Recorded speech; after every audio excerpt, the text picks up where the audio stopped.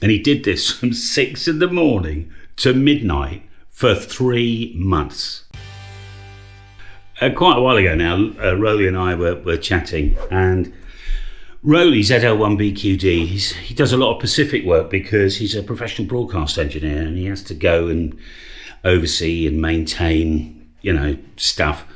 And he's trained up some local Indigenous people, and he happened to be talking about Isaac. Now, Isaac has got a DX Commander, which Rowley delivered for me to him. But anyway, I've just got to tell you about Isaac, right?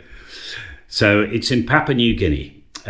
He's almost at the stage of getting a license because Rowley's been training him, and he wants to just tell us a bit about it. So he lived 25 miles away. He understood there was potentially a job going, and he was dressed in his best loincloth, carrying his sharpest machete, and he wanted to help out on the compound where this broadcast station is, you see. So Isaac wasn't really what the station was looking for in an announcer, all right? They were after an announcer.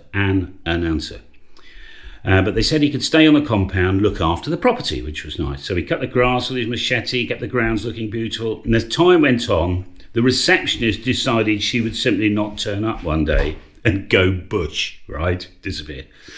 So when the phone started to ring, Isaac answered it and simply mimicked what he had heard Sarah saying. So more time goes by, and the main announcer also decided to go bush. So Isaac sat down in front of the microphone and started speaking as he had observed over several months. And he did this from 6 in the morning to midnight for 3 months until Rowley turned up. And he had been doing all that time. Rowley turned up and found out the transmitter had not been turned on all that time, right? It's a long message, so I'm going to stop there. The bottom line is this. Rowley's got a fundraiser to put on 2 stations in the Pacific, one for Isaac. Isaac's got nothing, right? He's got a DX Commander, and I think he's got a radio at the moment, or a receiver or something.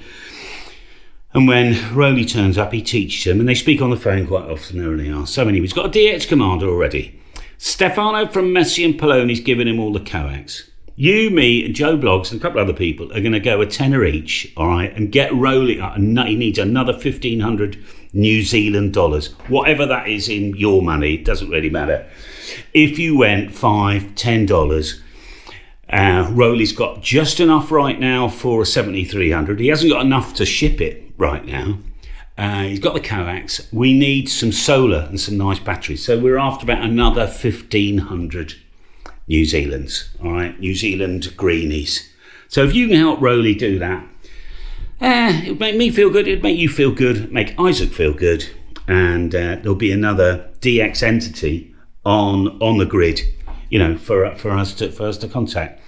He just needs a little bit more of Rowley, the Rowley thing, and then Isaac's going to be up and running and have a license. Okay, Papua New Guinea, whatever that is. Someone in the comments, Tim M0URX, will probably know that prefix very well. I'll put a link to Rowley's fundraiser in the description.